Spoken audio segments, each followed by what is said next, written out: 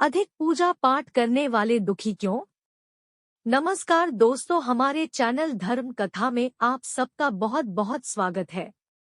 बहुत बार ऐसा देखने को मिलता है, जो ज्यादा भगवान का पूजा पाठ करता है वही सबसे ज्यादा दुखी होता है, जबकि कोई नास्तिक आदमी जो भगवान को नहीं मानता, कभी पूजा पाठ नहीं करता, कभी संतों का संग नहीं करता, वह सबसे ज्यादा सुखी जीवन जीता है।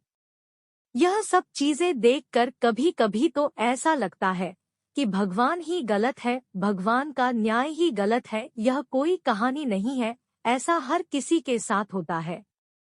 एक गुरु के दो चेले थे, दोनों ही पढ़े लिखे विद्वान थे। दोनों में फर्क सिर्फ इतना था, एक भगवान को मानने वाला था और दूसरा भगवान को न मानने वाला नास्तिक था।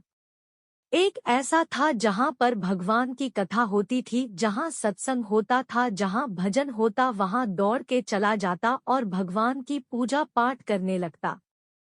दूसरा शिष्य इन सब चीजों से काफी दूर था, वह शराब पान भी करता था, वेश्याओं के साथ गमन करता था, सारी बुरी आदतें दूसरे शिष्य में थी।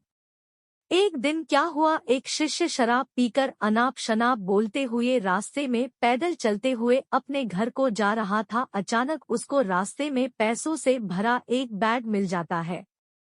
उसकी खुशी का ठिकाना नहीं, वह जोर जोर से चिल्लाते हुए सबको बताता, मुझे आज पैसों से भरी बैग की थैली मिल गई, मेरा जीवन सफल हो गया, इन पैसों से अपने जीवन की आवश्यकताओं की पूर्ति करूंगा। वहीं दूसरा मित्र मंदिर से भजन करते हुए अपने घर को जा रहा था। अचानक उसकी पैर में एक बड़ी कील चुभ जाती है, रक्त निकलने लगता है।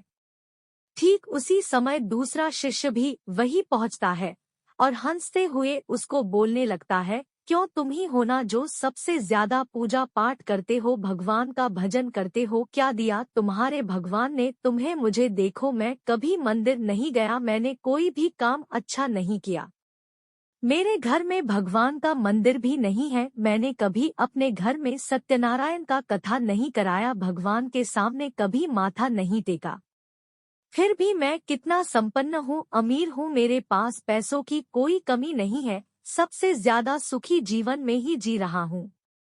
अच्छे शिष्य को उसकी बात चुभने लगी, उसने मन ही मन विचार किया, हाँ यह तो सच बोल रहा है, मैं कितना पूजा करता हूँ, मैं कितना भगवान को याद करता हूँ, फिर भी मैं इतना दुखी हूँ। और वह कुछ नहीं करता फिर भी कितना सुखी है। इतना सोचते हुए वह अपने गुरु के पास चला जाता है और यही प्रश्न गुरु से करता है। गुरुजी मुस्कुराते हुए बोले, भगवान जो करते हैं अच्छे के लिए ही करते हैं, जिसकी जैसी योग्यता होती है उसको उसी के अनुसार फल देते हैं। अब तुम्हारे प्रश्नों का उत्तर तुम जानते हो, भगवान ने तुम्हारे पैर में कील क्यों चुभाई और उसको पैसों से भरी हुई बैग क्यों मिली? सुनो, तुमने पिछले जन्म में बहुत पाप किया था, इसलिए तुम्हारी आज मौत होने वाली थी, तुम बच गए क्योंकि तुम मंदिर गए थे, तुमने भगवान की पूजा की थी, यही एक कारण है कि तुम्हारी मौत न होकर सिर्फ एक कील चुभी।